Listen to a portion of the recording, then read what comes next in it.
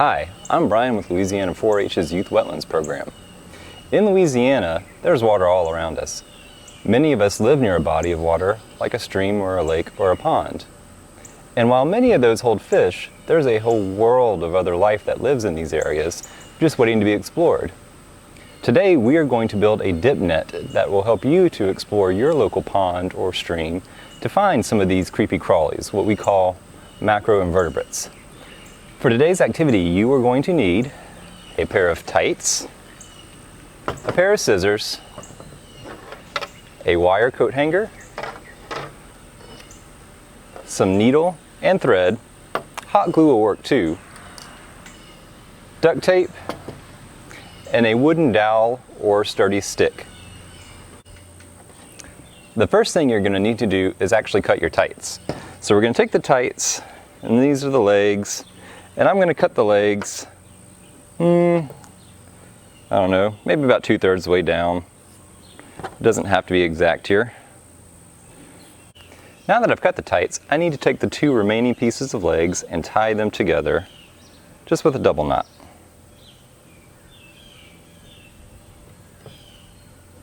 And draw it tight, and if you want to trim off some of the excess leg now, go for it.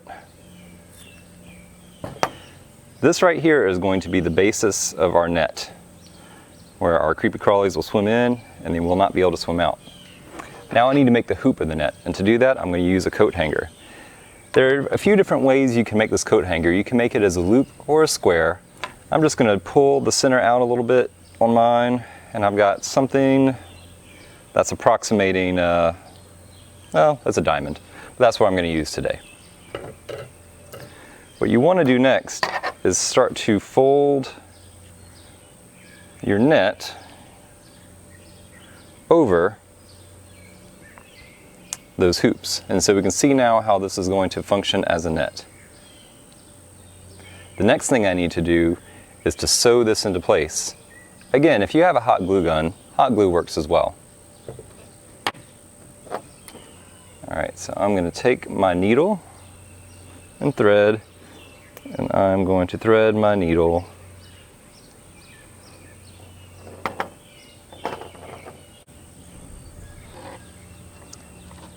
Now that my net is over the hoop, I'm going to go ahead and affix it using a needle and thread. So I've threaded my needle, and what I'm going to do is make a pass through here and begin to secure the net to the hoop. So I'm just making some knots so my thread will stay in one place.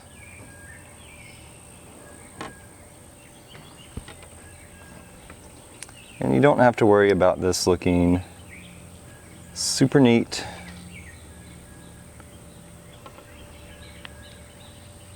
Alright, so the next thing I'm going to do now is I'm going to go ahead and just start to work my way around.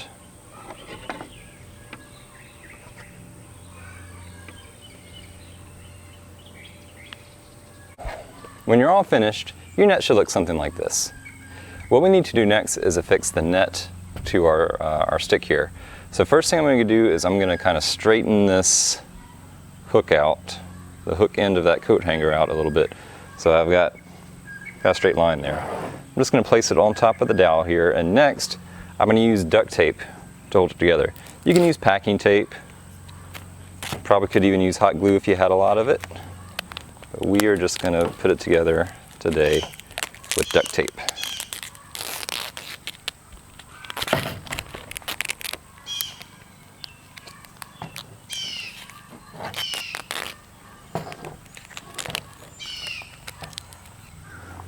Make sure you wrap it around as many times as you need to get it secure.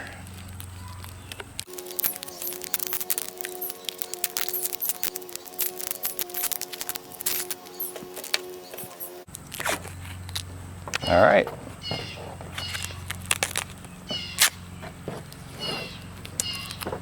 And now we have our net.